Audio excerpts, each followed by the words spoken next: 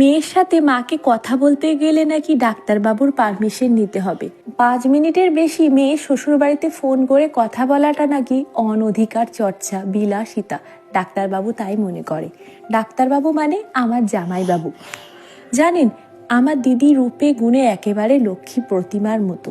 বড় পেয়েছে সমানে সমান, জানেন, রাজ্যটকের মতো জুটি। যেমন বর ডাক্তার, তেমন বড় পরিবার, বাড়ি গাড়ি ধন সম্পত্তির কোনো অভাব নেই।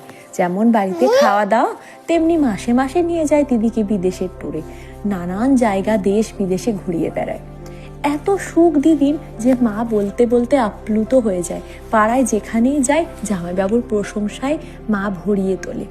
কিন্তু দিদি যখন বাপের বাড়ি আসে কেমন আধমরা, আনমনা, চুপচাপ, কেমন একটা অন্যরকম লাগে।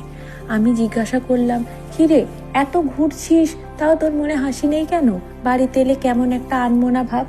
শুধু বলতো, তুই বেশি বুঝিস নাকি, কালকে চলে যাব তাই একটু মন খারাপ, এই বলে আমাকে কাটিয়ে দিত। কি জানি, আমিও বুঝতাম না, ছোট ছিলাম তো। আমার বাবা মা চেয়েছিল দিদির মতো আমারও এক বড়লোক ঘরেই যেন বিয়ে হয়। দিদির বিয়ে হয়েছে 9 করে 10 বছর হবে। কোনো বাচ্চা, কোনো সন্তান দিদিদের কিন্তু হয়নি। আমারও গ্র্যাজুয়েশন কমপ্লিট হলো, বিয়ের কথা চলছে।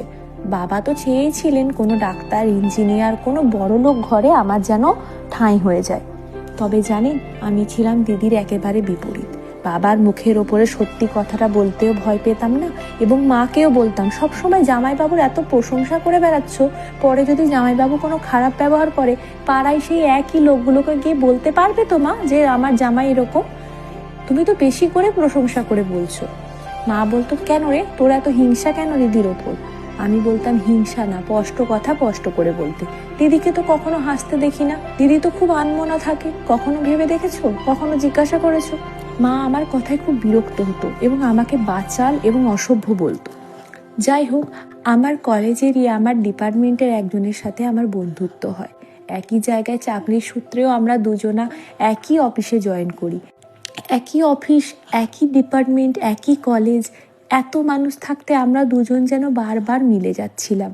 আমরা কথা বলা শুরু করি, সত্যিই আমাদের মধ্যে একটা কানেকশন তৈরি হয়ে যায়, ভগবানের ইচ্ছেই কিংবা নিজের ইচ্ছেই জানি না, কিন্তু কানেকশনটা খুবই জেনুইন ছিল।